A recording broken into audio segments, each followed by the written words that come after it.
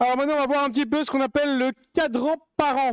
Donc en fait, après avoir brouillé du plus une, on a une bonne acuité, enfin une mauvaise acuité, donc on estime des bonnes, enfin hypermétropisation ou pas, quoi. Et ensuite, on fait le cadran parent avec un verre de plus une ou plus deux. Enfin, en gros, il faut absolument qu'il soit brouillé. En règle générale, on utilise de manière assez pratique le même verre qui va permettre d'obtenir une chute de l'acuité. Mais bon, dans l'idéal, ce serait de brouiller de la moitié du cylindre qu'on estime. On verra ça plus tard. Alors, s'il vous plaît. Il y a une question qu'on risque de vous poser le jour de l'examen, et ce qui est incroyable, c'est que ce test-là, on l'a déjà fait ensemble, mais personne n'arrive à me donner la réponse à chaque fois. Alors, je vais vous poser la question, vous allez me dire, vous allez me répondre s'il vous plaît. Pourquoi, quand on fait un cadran parent, il faut brouiller le sujet?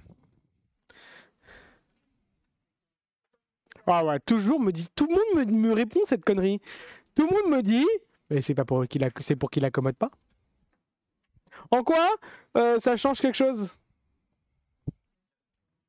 Comment? Pourquoi on met un verre de plus une devant le cadran parent? Pourquoi on fait ça? Pour brouiller, mais pourquoi on brouille? Pourquoi on myopise? Pour que ce soit tout pareil, c'est-à-dire quoi? C'est-à-dire que c'est tout pareil. C'est pas clair dans votre tête, hein. Quand c'est pas clair, c'est que c'est pas bon. Et alors, c'est l'heure qui est accommodée, ça pose problème?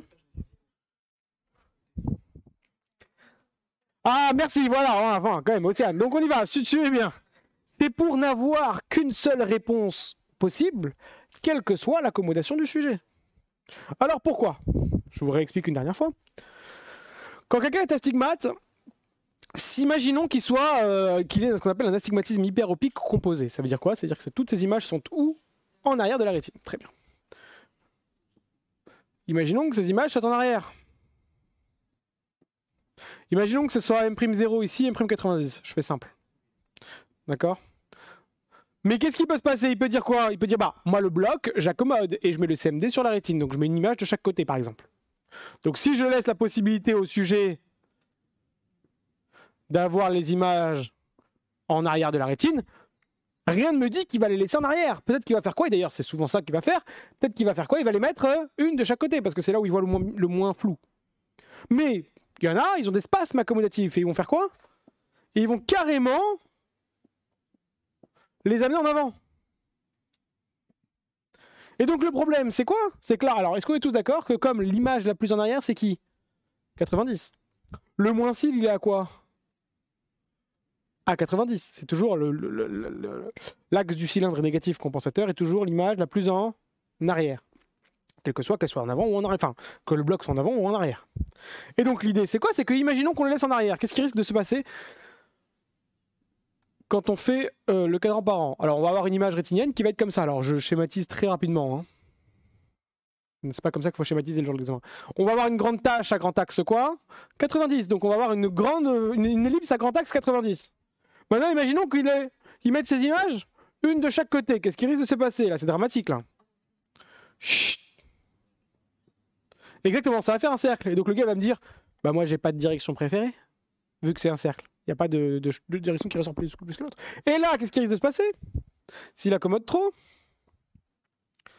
bah le grand axe, ça va être à quoi? À 0. Donc le problème, c'est que quand on laisse les images en arrière de la rétine, au moment du cadran parent, il peut nous donner 3 réponses différentes. Soit préférence 12-6, soit pas de préférence, soit préférence 9-3. Et donc le problème, c'est quoi? C'est que nous, on laisse jamais la chance choisir pour nous. Donc, quand on met un verre de plus une, ou plus deux, ou quand on brouille le sujet finalement, qu'est-ce qui va se passer? L'image, elle va être où? Quoi qu'il arrive, le bloc va être en avant. Et que le sujet accommode ou pas, la grande tâche, ce sera toujours celle-là. La grande tâche ne changera pas d'orientation. Donc en fait, on brouille au cadran parent, pas pour pas qu'il accommode, c'est n'importe quoi de dire ça. Mais c'est pour avoir la même réponse au cadran parent, quelle que soit son accommodation. Alors que si je le laisse en arrière, ben, j'ai 3 réponses différentes.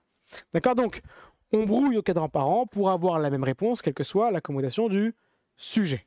Alors, je vais quand même si on l'a déjà fait 100 fois, voir un petit peu ce qui se passe. Quand par exemple le sujet me dit ma direction préférée c'est 10-4. Le sujet me dit ma direction préférée c'est 10-4. Donc nous on sait que quoi? Que le moins cil il est à quel axe à ce moment-là? Le moins cil, on prend entre 10 et 4, c'est qui le plus petit? 4 fois 30, ça fait combien? 120. Donc on multiplie par 30, toujours le plus petit des deux, rappelez-vous.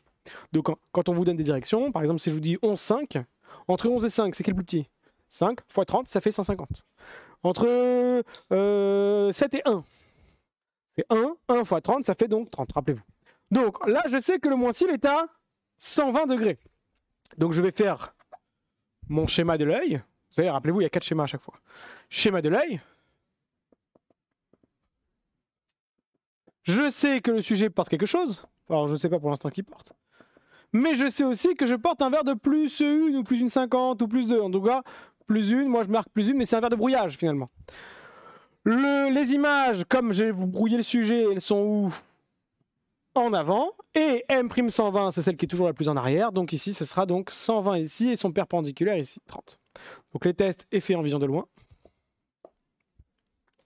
Je vais avoir donc ici à ce moment-là 2 images. Donc 2 rayons. 1 pour 30. Mais avant de faire le 120, on fait quoi? Les pupilles. Et ensuite, on part des pupilles pour aller à 120. Et donc là,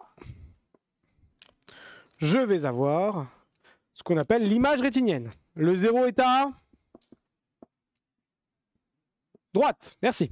Donc, 120 degrés et 30 degrés, c'est les axes principaux. Donc 30 degrés, c'est là. Et 120, c'est à peu près là. Donc vous, le jour de l'examen, il n'y a pas de à peu près, vous prenez votre rapporteur. Le grand axe, c'est qui? 30 ou 120? Bah là, c'est 30. La grande tâche, c'est 30. Donc, grand écart à 30. Petit écart à 120. Je vais donc avoir quoi? Une ellipse comme celle-ci. Je vais faire ensuite l'extériorisation. L'extériorisation, le 0 est à gauche. Donc, 30 degrés, c'est à peu près là. 120 degrés, c'est à peu près là. La grande tâche, rappelez-vous, c'est toujours qui? 30. La petite, 120. Et donc voilà l'ellipse que le sujet va percevoir. Et donc quand il va regarder le cadran par an,